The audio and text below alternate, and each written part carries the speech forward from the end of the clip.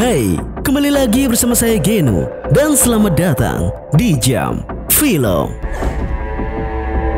Baiklah teman-teman, saya akan kembali melanjutkan kisah alur cerita sebelumnya. Teruntuk kalian yang belum tonton, silakan tonton terlebih dahulu, oke? Karena apa?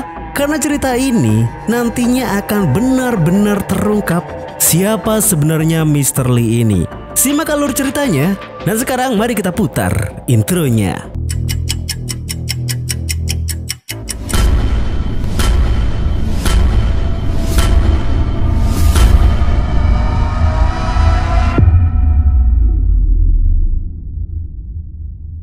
Di kisah sebelumnya, Rak atau Raki di akhir cerita, dia mengaku kepada Brian bahwa dia adalah Mr. Lee. Dia menyiksa Brian atas pengakuannya sebagai Mr. Lee, sekaligus juga tentang peledakan lab yang menewaskan ibu angkatnya dan melukai anjing kesayangannya.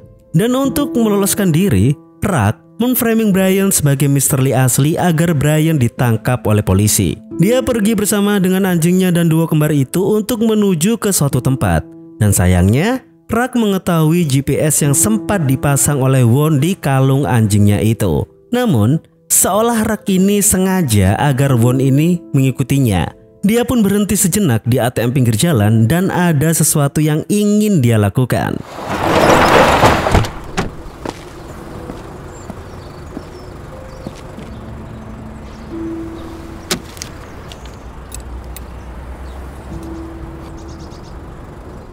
Selanjutnya, di sebuah depot makan, kita kembali diperlihatkan Rak dan duo kembar, yang dimana Rak di sana tengah merencanakan sesuatu.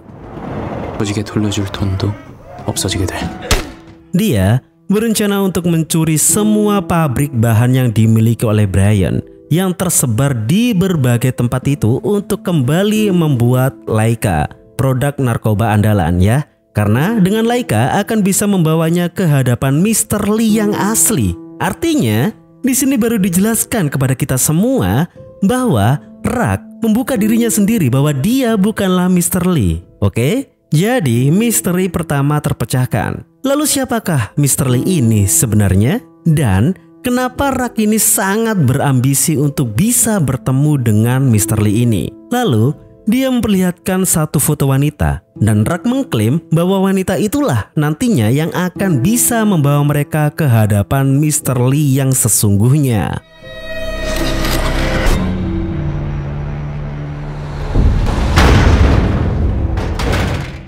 Wanita ini bukan wanita biasa. Dia berasal dari Cina, adik ipar dari Jin Harim. Dia bernama Sop Sochun, si pisau besar.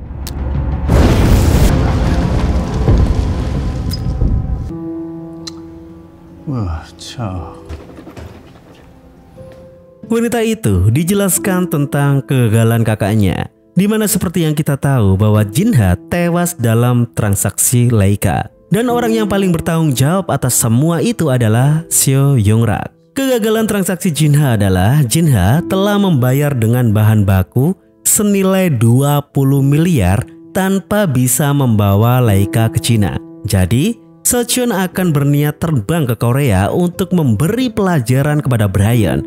Jika dia tidak bisa mendapatkan Laika karena sudah disita oleh polisi, Brian harus membayarnya dengan nilai uang yang setimpal. Dan jika semua itu tidak bisa ia dapat, dia akan memotong-motong semua bagian tubuh Brian. Ganas sekali bosku. Kembali ke sisi Kapten Won. Meskipun ketua komisaris sudah ingin membubarkan kelompoknya, Won masih sangat berambisi. Dia tahu bahwa Brian bukanlah Mr. Lee. Jadi, dia ingin sekali memburu Rak yang sedang kabur itu, terlepas benar atau tidaknya dia sebagai Mr. Lee. Mungkin ya, ambisinya kali ini itu tidak sekedar memberantas gembong narkoba, mungkin lebih ke balas dendam secara pribadi atas kematian Dongwoo dan Sojung. Dan dengan handphone milik Sun Chang yang dia ambil kembali dari aset barang bukti, dia berharap bisa mendapatkan petunjuk lebih lanjut.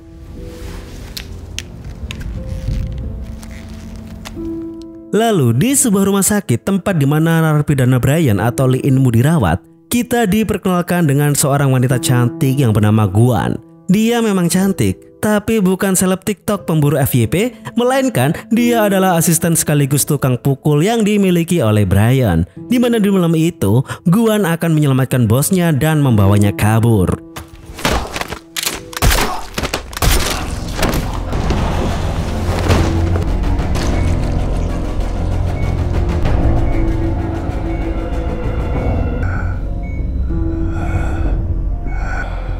Di dalam mobil, Guan menjelaskan situasi tentang status hubungan mereka dengan pihak Jinha. Alih-alih menghadapi amukan Sochun selaku adik dari mendiang Jinha, mereka sengaja mengundangnya dan nampak mereka memiliki suatu rencana. Dan Brian jelas dia tidak akan membiarkan Rak begitu saja setelah apa yang sudah dilakukan Rak kepadanya.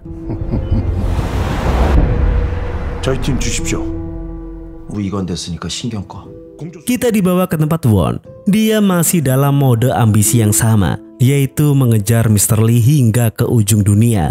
Di sana, dia merayu atasannya untuk bersedia kembali mengaktifkan kelompoknya. Sang atasan di sana jelas menolak sebelum Duk Xion datang dengan wajah panik dan memperlihatkan mereka tentang siaran berita kebrutalan yang terjadi di rumah sakit di mana Brian dibawa kabur oleh anak buahnya. Yaps, sang atasan pun tidak punya pilihan. Beberapa hari kemudian, kita diperlihatkan Sochun sudah tiba di Korea. Dia disambut oleh gerombolan Guang dan langsung mengajak mereka untuk bertemu dengan Brian di kediaman rahasianya.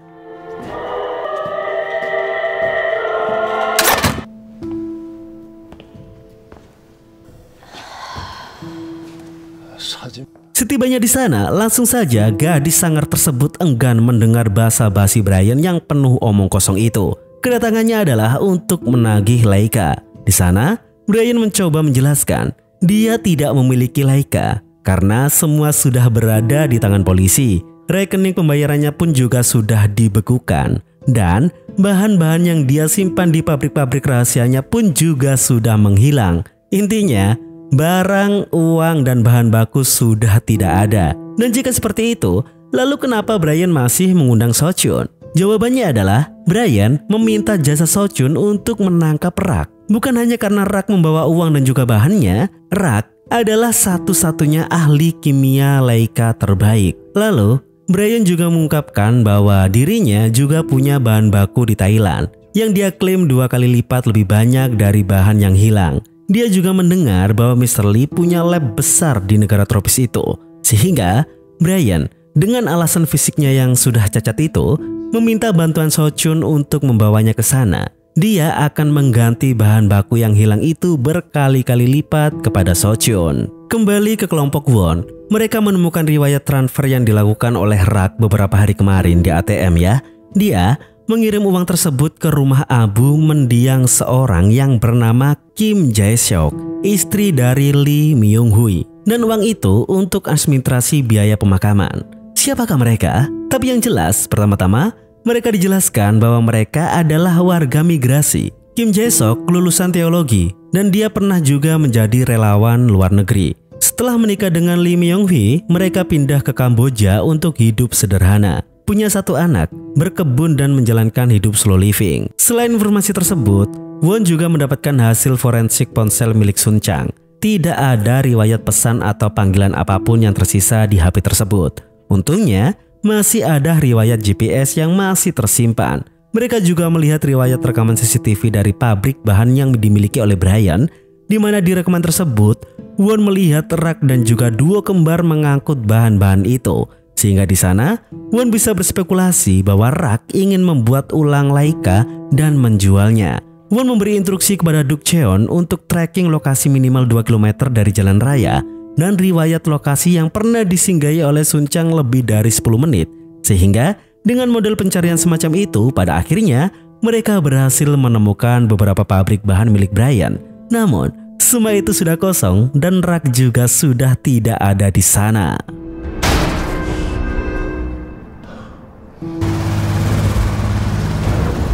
Rak nyatanya sudah safari ke gudang pabrik milik Brian lainnya.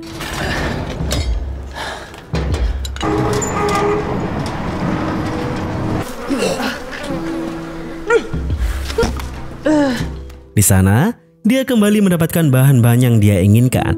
Bahkan mereka juga bisa memasak bahan-bahan itu langsung di gudang tersebut. Lalu, tanpa disangka, mereka dipergoki oleh para penjaga gudang yang dipimpin oleh Wu. Kelompok Wu adalah korban dari PHK besar-besaran yang pernah dilakukan oleh Brian.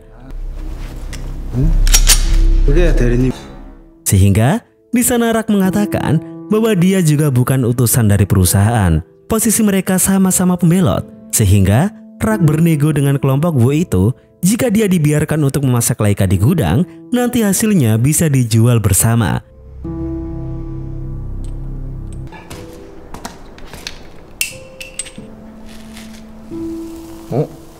Dan setelah dia membuktikan bahwa dia bisa membuat Laika, mereka pun setuju.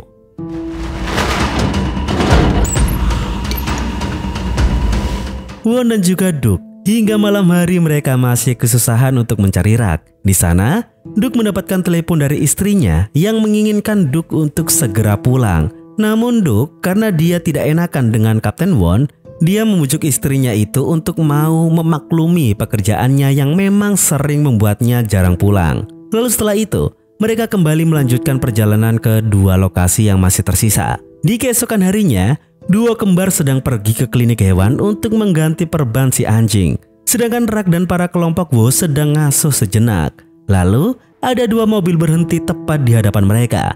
Dan tiba-tiba,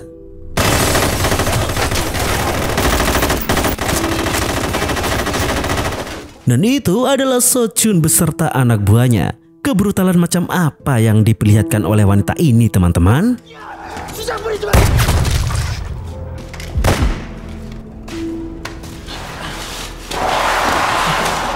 Di sana, Rak tetap dengan ketenangannya. Bahkan dia mengklaim bahwa dia tahu jika So-chun akan mendatanginya.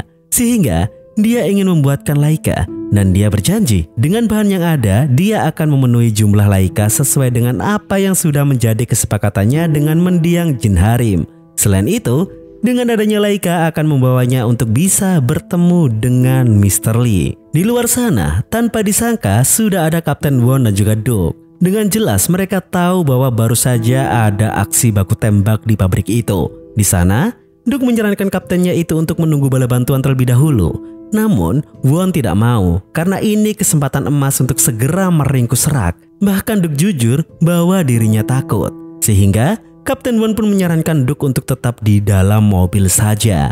Dikala perundingan So-chun dan juga Rak belum selesai, Won masuk dengan todongan pistolnya.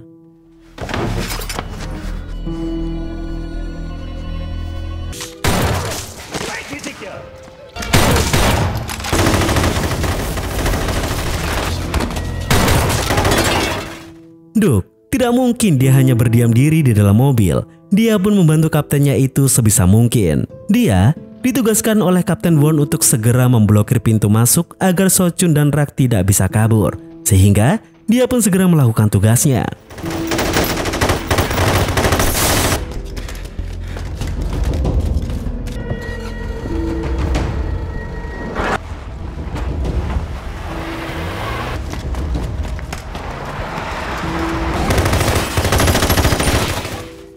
Namun ketika dia berjibaku untuk menghentikan So-chun dan juga Rak, di sanalah malapetaka terjadi.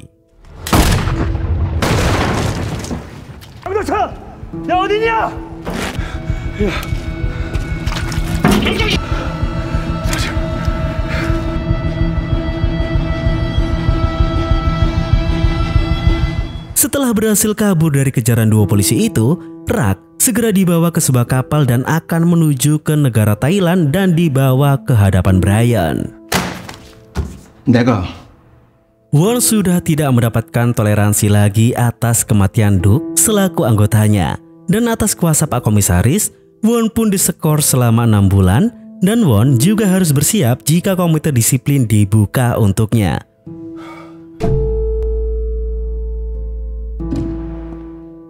Won menghadiri rumah duka Duk.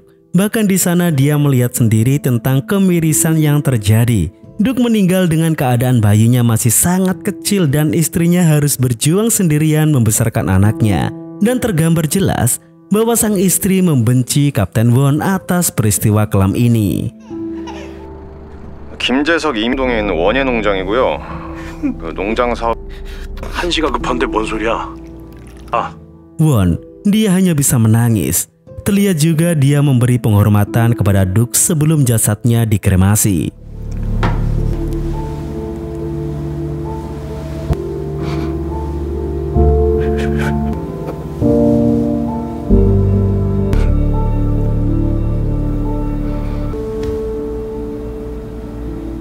Lanjut, di keesokan harinya, Won secara mandiri datang ke sebuah tempat yang diinformasikan oleh mendiang Duk terkait penyelidikan mereka terhadap sosok mendiang Kim Jae-sok yang diduga memiliki hubungan erat dengan Rak. Di sana, dia mencoba bertanya kepada petani setempat, dan untungnya petani tua itu ingat dan mengaku pernah kenal dengan keluarga Kim Jae-sok. Seingat petani itu, keluarga itu punya satu anak yang bernama Yuram.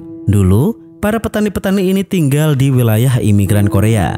Dan dulu, si petani itu mengatakan tentang adanya rumor bahwa keluarga Kim Jae-sok ini menanam opium, ganja, dan semacamnya. Dan mendengar juga bahwa keluarga ini berbisnis dengan orang Tiongkok. Meskipun si petani itu tidak tahu persis tentang rekan kerja keluarga Kim Jae-sok ini. Si petani itu hanya ingat kalau mereka memanggilnya dengan sebutan guru. Namun banyak juga dari para petani lainnya memanggilnya sebagai Tuan Lee. Kembali kita diperlihatkan Brian dan juga Rak yang ada di kapal itu, yang dimana So-chun memiliki rencana untuk membunuh mereka berdua setelah dia mendapatkan kembali semua bahan bakunya. Sebenarnya tidak ada yang saling bekerja sama di sini, lawang tiga-tiganya mafia, ya kan? Brian mungkin juga punya rencananya tersendiri. Begitupun juga dengan Rak yang selalu berpura-pura menjadi orang blow on itu. Lalu di sana baru dibuka, ternyata Brian sudah mengetahui tentang So-chun itu sejak 12 tahun yang lalu saat dia baru bekerja di perusahaan besar Mr. Lee ini. Dulu ada seorang ahli kimia, atasan dari Brian, yang mengaku sebagai Mr. Lee. Dan di saat itulah untuk yang pertama kalinya dia melihat So-chun dan juga Jin Harim.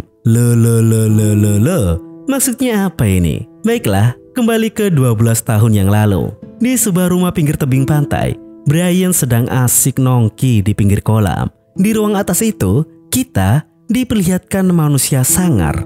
Dan dia adalah Jin Harim muda. Tentu sangat berbeda sekali dengan Jin Ha yang kita tahu di part pertama ya. Di sana, dia mendatangi si ahli kimia yang mengaku sebagai Mr. Lee itu dan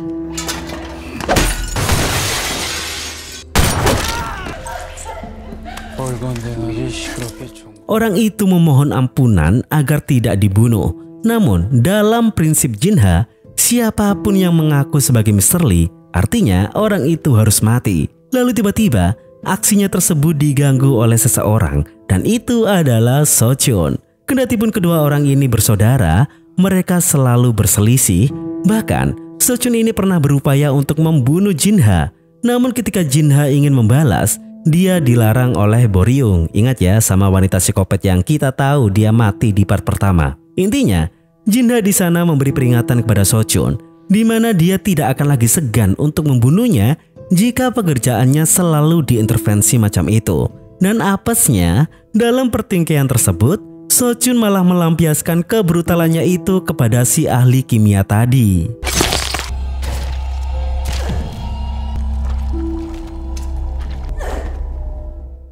Peristiwa itu terlihat jelas oleh Brian muda yang sedang sembunyi di balik tembok kaca. Dan dari peristiwa itulah, Brian yang awalnya ragu mulai benar-benar percaya bahwa sosok Mr. Lee itu benar-benar ada. Dan siapapun yang sembarangan memakai namanya, orang itu tidak akan diampuni oleh So-chun dan juga Jin Ha.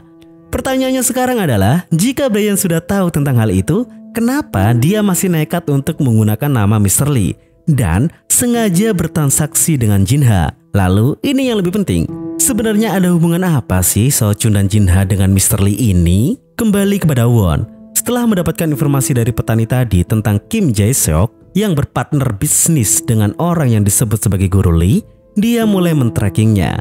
Dan dia mendapatkan info bahwa orang yang disebut sebagai Guru Lee itu pernah bekerja sebagai pengajar di salah satu sekolah di perkampungan Cina di Korea. Dan benar, dia mendapatkan akses database dari sekolah itu. Memang benar pernah ada seorang guru yang bernama Lee Yang Guak. Masa baktinya dari tahun 1988 hingga 1990. Lalu, dia pindah ke Thailand untuk program pertukaran pelajar. Oke, meskipun masih kabur, kepingan puzzle-nya sudah mulai terkumpul sedikit demi sedikit. Dia juga mendapat info dari Soyun kalau Sochun membawa Rak ke Thailand dengan menggunakan kapal. Dan tanpa basa-basi, secara mandiri dan tanpa surat izin penugasan, dia ingin menuju ke Thailand. Di sana Soyun menyusulnya dan mengatakan bahwa kantor pusat sedang heboh dan menetapkan Kapten Won sebagai DPO. Tapi meskipun seperti itu, Soyun ini berniat untuk mengikuti kaptennya. Namun, Kapten Won menolak dan menyuruh Soyun untuk kembali. 팀장님.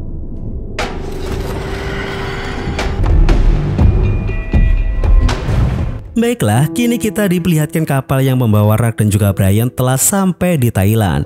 Mereka langsung diangkut ke dalam mobil secara terpisah. Dan dalam perjalanan itu, tanpa disangka, mobil yang mengangkut Brian berbeda jalur dengan Sochun yang membawa Rak. Di mana Rak ini dibawa Sochun ke sebuah gereja tua yang sudah diubah menjadi lab raksasa dan pabrik produksi narkoba.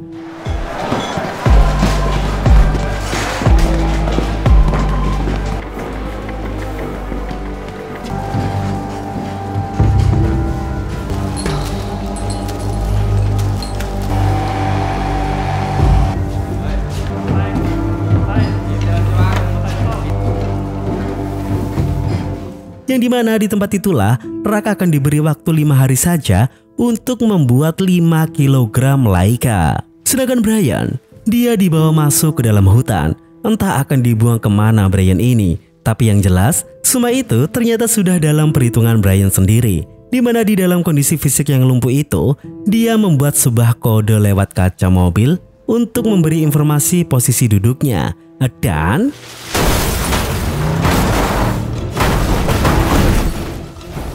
ya, itu adalah anak buahnya, yaitu Guang.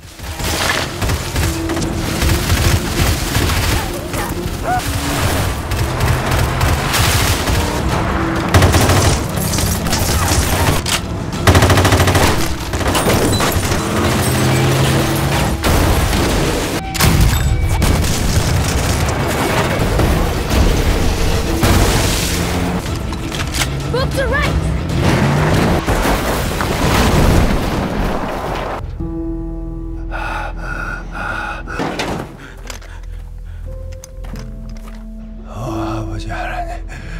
Kembali kepada Won, dia juga sudah menginjakan kakinya di Thailand. Lalu, dia pun segera menuju ke sebuah sekolah tempat di mana Lee Yang Guak ini pindah. Di sana, dia disambut oleh seseorang yang bernama Jae, yang mengaku sebagai alumni sana. Dan Jae itu nampak tengah merekam kedatangan Won. Jae juga mengaku bahwa dia memiliki hubungan yang baik dengan Lee Yang Guak atau Guru Lee ini. Dan memberitahu Won bahwa Guru Lee tinggal di satu daerah sekitar sana dan belum pulang. Dan ternyata kita diperlihatkan bahwa Jae adalah bagian dari kelompoknya Sochun. Dan Sochun mengutus Jae untuk segera membunuh Won. Diajaklah Won itu ke suatu tempat yang diakuinya sebagai rumah Guru Lee.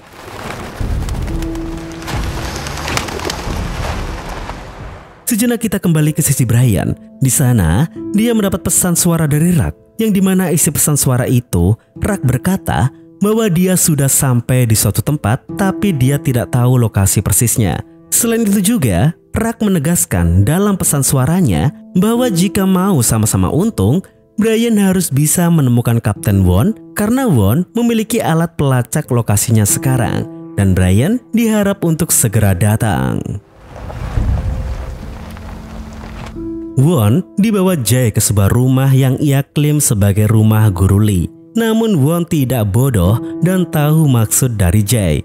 Won di sana membalikan keadaan dan merasa dia bisa memanfaatkan Jae. Tapi nyatanya,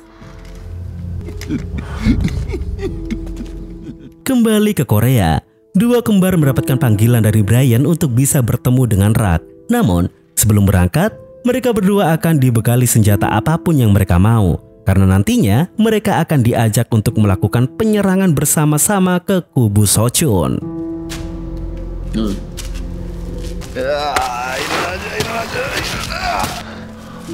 아유, Sedangkan Won nasibnya begitu miris. Jae heran kenapa sebagai polisi Won ini bisa segigih ini untuk menangkap Mr. Lee. Berapa bayaran yang akan Won dapat jika berhasil menangkap Mr. Lee? Dan ketika Jae mau meledakkan kepala Won, serangan brutal dari Guang pun benar-benar menghancurkan mereka.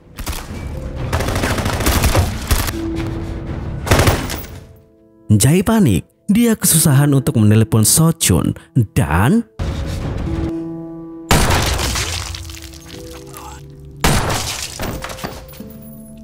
dan baiklah, akhirnya pengamanan Won pun berhasil.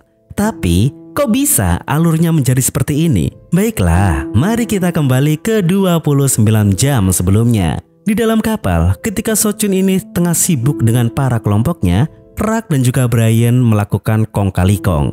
Rak menegaskan, jika nanti Sochun membawanya, secara teknis Brian tidak akan berguna lagi. Dan nanti setibanya di Thailand pasti dia akan dibunuh. Dia pun tahu itu, sehingga dia sudah menyiapkan siasat untuk melakukan counter attack di waktu yang tepat. Dan inilah sedikit kebenaran yang diungkap oleh Brian, teman-teman. Sebenarnya Jin Harim dan juga Sochun itu adalah dua kaki tangan Mr. Lee. Damn, Jin Harim adalah pengurus organisasi besar ini dan Sochun adalah tukang jagalnya. Namun yang menjadi problematik adalah Sochun selalu cemburu dengan Jinha. Sering sekali menfitnah Jinha sebagai pengkhianat. Semua itu Sochun lakukan hanya agar dia bisa mendapatkan perhatian sepenuhnya dari Mr. Lee. Maka dari itu, Sochun ini mati-matian melindungi pabriknya Mr. Lee. Jadi sekarang sudah jelas ya, alasan Jinha waktu itu bertransaksi dengan Brian yang sedang mengaku sebagai Mr. Lee itu, ya karena memang hanya ingin bertemu dengan Brian yang nantinya Jinha akan menghabisi Brian karena sudah berani mengaku sebagai Mr. Lee, begitu ya. Jadi buat kalian yang dari awal sudah sangat yakin menebak bahwa Rak adalah Mr. Lee, yakin. Lanjut, di sana Brian meminta bantuan Rak karena untuk menguasai pabrik utama Mr. Lee yang ada di Thailand itu tidak mudah. Rak pun bersedia. Tapi syaratnya adalah jika nantinya Won ikut serta dalam pusaran konflik ini, Brian harus menyelamatkannya dan menyerahkan Won kepada Rak. Alasannya karena Rak membutuhkan Won untuk rencana terakhirnya. Cek ngawari. Kembali ke masa sekarang, Rak pun secara sembunyi menelpon Brian yang sudah berhasil mengamankan Won itu. Di sana, Rak menyapa Won dengan santai dan mengatakan bahwa mereka kembali menjadi tim. Di sana Won seolah dipermainkan. Rak mengatakan dengan jelas bahwa mereka harus bekerja sama karena secara teknis mereka bertiga sedang mengincar orang yang sama, yaitu Mr. Lee. Won tidak ingin terlihat bodoh di sana. Won membenarkan memang mereka semua mengincar Mr. Lee, tapi semua memiliki maksud yang jelas. Brian ingin menjadi Mr. Lee, sedangkan dia sebagai polisi ingin menangkap Mr. Lee. Tapi Rak, apa tujuan dia mencari Mr. Lee? 마지막이기 때문이냐? Baiklah, waktu penyerangan akan segera dimulai dan Guang sudah super siap untuk beraksi. Sedangkan Rak, dia sedang racik-meracik Laika yang dijaga langsung oleh Sochun. Lalu, di momen tersebut, tiba-tiba dia mendapatkan panggilan dari sebuah nomor yang bernama Mr. Lee. Dia nampak sangat antusias dan gugup mengangkat telepon itu. Di momen tersebut, bersamaan dengan kelompok Brian, duo kembar dan Won menyerang pabrik utama itu.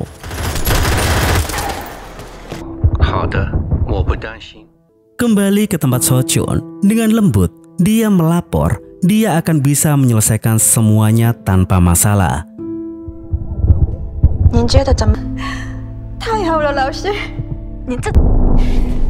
Mr. Lee setelah menerima laporan dan mendapat sampel, dia mengakui bahwa Laika adalah barang yang sangat bagus. Tapi, kendati pun demikian, Mr. Lee mengatakan bahwa alasan dia menelponnya bukan karena Laika. Tapi, dia hanya ingin mengatakan bahwa Sochun tidak perlu mengirim laporan lagi. Mr. Lee dengan jelas mengatakan bahwa dia mengizinkan Sochun untuk berbisnis menggunakan namanya.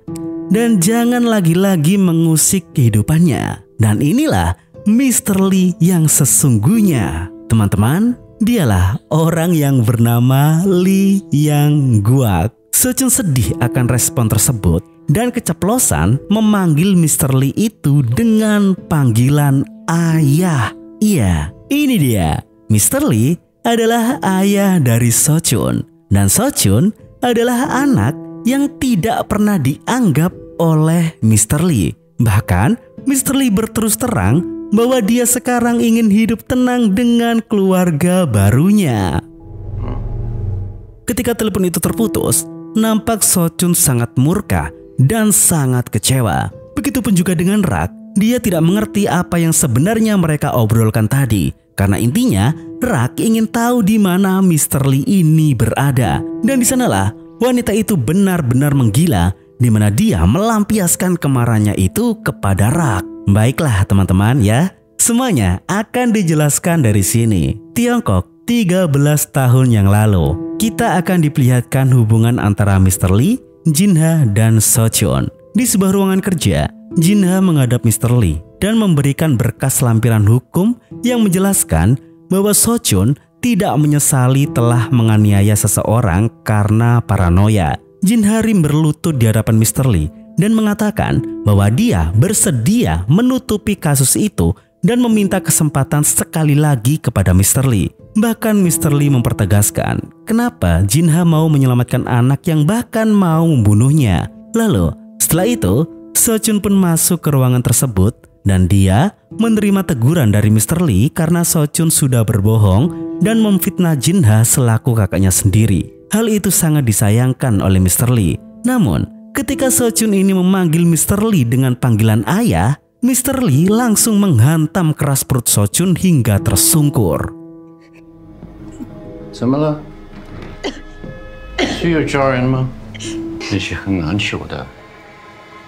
Kembali ke masa sekarang, kegilaan wanita itu bukan tanpa sebab. Dia benar-benar terbentuk dari masa lalu yang kelam. Selain itu, penyerangan dari kelompok Brian pun juga sudah mencapai jantung pabrik. Sedangkan Rak, dia benar-benar dihajar habis-habisan oleh si pisau besar itu.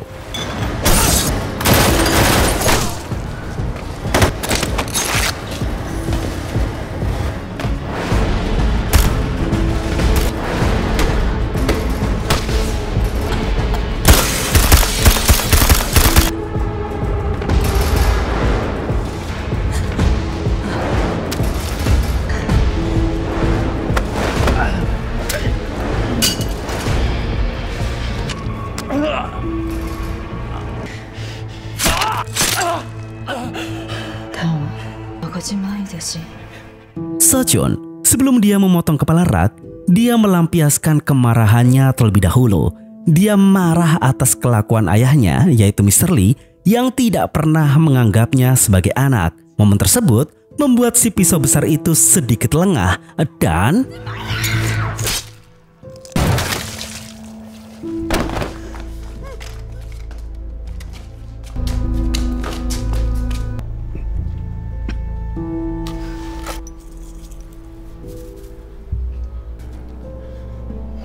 Oke, pertarungan dengan si pisau besar telah selesai. Tapi bukan berarti semuanya akan baik-baik saja. Dalam situasi ini, kelompok Brian lebih dominan. Dan ternyata, di kesempatan itulah Brian ingin balas dendam kepada Rak. Dan Won, di sana dia benar-benar tidak bisa berkutik.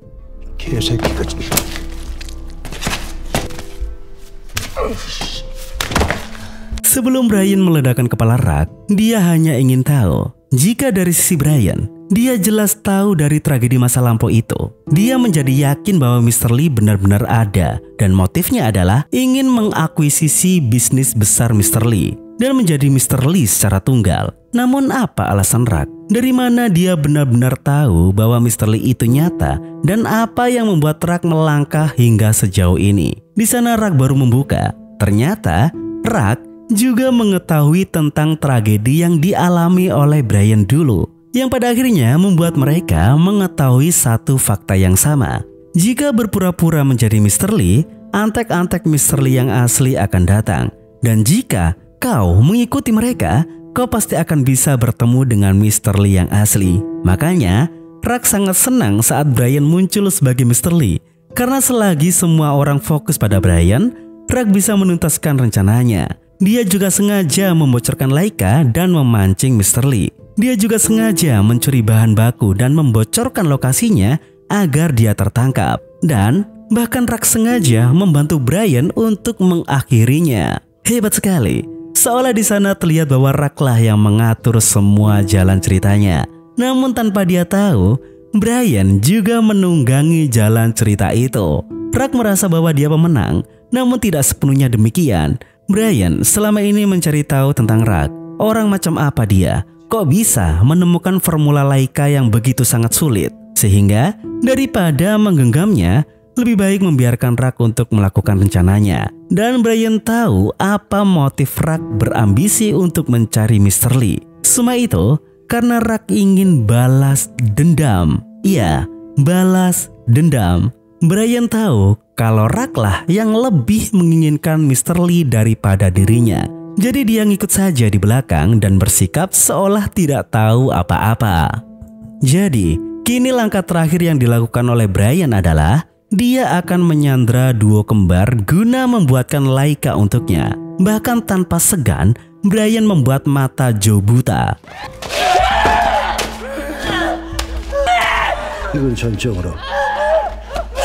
Dengan menunggangi ambisi Rak yang ingin balas dendam dengan Mr. Lee, Brian menyuruh Rak untuk segera menemukannya dan membunuhnya. Karena dari itu, Brian akan menjadi penguasa tunggal dari seluruh bisnis ini. Ketika Rak belum mau mengiyakan apa yang diinginkan oleh Brian, tidak tanggung-tanggung, dia pun menyiksa Dong dengan metode yang sama persis seperti apa yang pernah mereka lakukan kepadanya.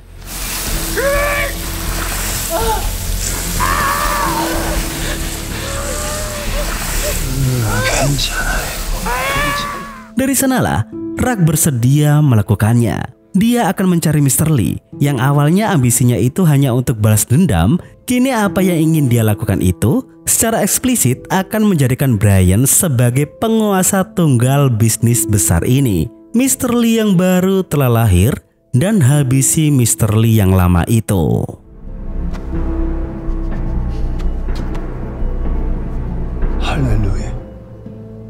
Beberapa hari kemudian, Won tersadar dari pingsannya, di mana dia berada di rumah sakit setempat. Soyun menjelaskan bahwa 3 hari yang lalu polisi Thailand memberi kabar pabrik gembong narkoba telah ditemukan dan Won pingsan di sana. Won tertawa dan benar-benar merasa bodoh.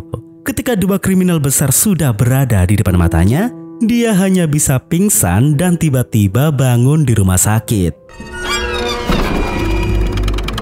Lalu, kita dibawa ke Norwegia. Di musim dingin itu, kita baru diperlihatkan Mr. Lee yang sesungguhnya dengan sangat jelas. Dia nampak seperti bapak-bapak parubaya biasa. Lalu, ketika dia masuk rumah, tanpa disangka, ada si Raki di dalam sana.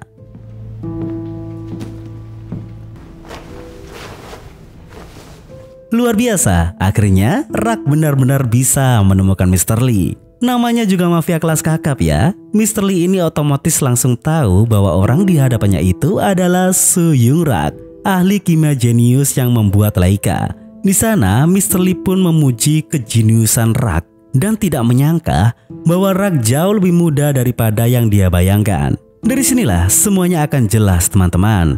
Pertama-tama, Rak mempertanyakan kenapa Mr. Lee ini membuat narkoba. Mr. Lee menjawab bahwa semua itu dimulai karena keingintahuannya tentang ilmiah. Di manakah batas kepuasan yang bisa dirasakan oleh otak manusia? Hingga Mr. Lee berkeinginan untuk bisa melampaui batas agar bisa menemukan jawaban. Batas yang dibuat oleh manusia itu sendiri. Semua orang ingin berbahagia, tapi untuk menemukan kebahagiaan, terkadang mereka harus merelakan banyak hal. Mr. Lee juga mengklaim bahwa dirinya tidak percaya dengan Tuhan dan hanya mempercayai sains yang sudah terbukti. Sekarang begini, berapa nilai kesenangan itu? Berapa lama kesenangan itu bisa bertahan? Dan apakah kesenangan itu bisa berulang sama persis? Semua itu tidak akan bisa pernah tercapai tanpa zat kimia yang ada di dalam narkoba. Dalam pengertian itu, artinya Semua manusia ingin membeli kebahagiaan dan Mr. Lee menjualnya. Lalu, Rak bertanya, apakah Mr. Lee ingat tentang 25 tahun yang lalu? Ada sepasang pasutri muda yang hidup damai dengan berkebun. Dan entah apa peristiwa yang terjadi, mereka mendapatkan serangan di rumah mereka. Yang pada akhirnya, mereka kabur dengan naik kapal penyelundup. Dan di momen itu, Mr. Lee datang dan memberikan makan dan minum kepada mereka. Mereka sungguh sangat percaya dengan kebaikan Mr. Lee. Tapi sayang, Mr. Lee mengkhianati kepercayaan mereka. Dan itu ternyata adalah cerita Rak dan kedua orang tuanya. Damn. Barulah di sini terungkap teman-teman. Ingat ya di part pertama kemarin, ketika Rak ini ditemukan di dalam kontainer pisang oleh Yuk Pil-sun. Sebenarnya di belakang tumpukan kardus itu, kedua orang tua Rak ini meninggal karena overdosis dan diracun oleh Mr. Lee. Namun mirisnya adalah Mr. Lee mengaku bahwa dia tidak ingat sama sekali tentang peristiwa itu. Rak menyimpan semua kebencian selama ini di dalam dadanya. Dengan modal handphone Sochun, dia bisa dengan mudah menemukan Mr. Lee. Dan sebagai balasan apa yang pernah Mr. Lee perbuat kepadanya, Rak membunuh semua keluarga Mr. Lee. Dari yang tidak pernah dia anggap seperti Jinha dan juga Sochun, sekaligus keluarga barunya yang sangat dia jaga. Semuanya dibantai oleh Rak hingga tak tersisa. Di sana, nampak ekspresi Mr. Lee ini seperti psikopat yang baru dibangunkan kembali. Dan ketika dia ingin melakukan sesuatu, gerakan Rak lebih cepat daripada orang tua itu. Kembali ke tempat Won, tiba-tiba mesin GPS-nya mendeteksi kembali satu titik koordinat. Dan tanpa basa-basi, di keesokan harinya dia sudah menghilang dari kamar rawatnya. Keesokan harinya, Won menuju ke suatu tempat sendirian. Kemanakah dia akan pergi? Lalu kita diperlihatkan duo kembar. Jo di sana begitu suram.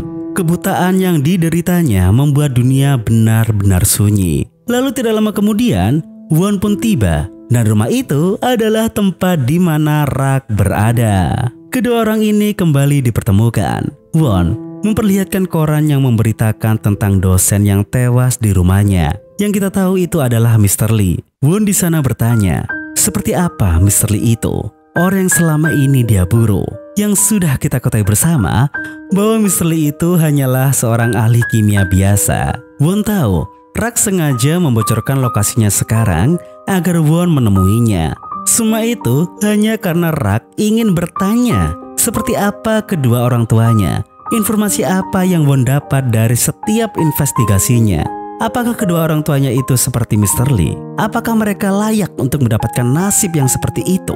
Kini Rak sudah berhasil membalaskan dendam orang tuanya.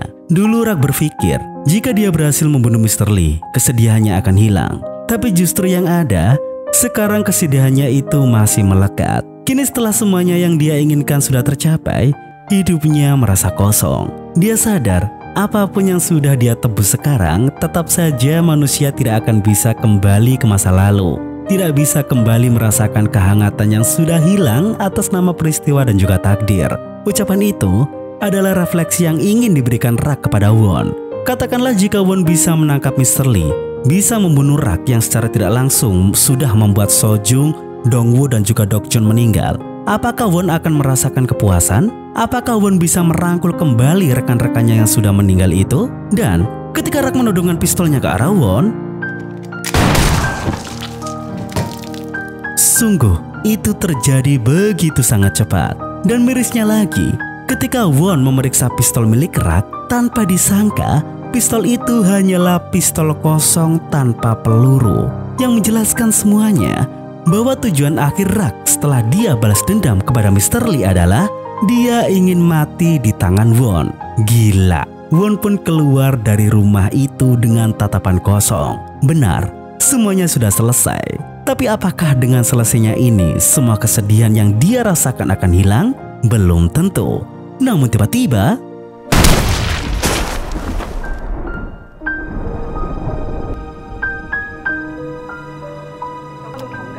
Kapten Won tewas setelah semuanya selesai. Ketika dia sudah mencapai keberhasilannya, ketika semua penghargaan akan berdatangan kepadanya, ketika semua akan memuji dan menghargai kerja kerasnya. Tapi mau bagaimana lagi? Beginilah akhir cerita panjang ini. Cukup sekian dari saya, Genu, mewakili Jam Film, pamit undur diri dan sampai jumpa di video selanjutnya.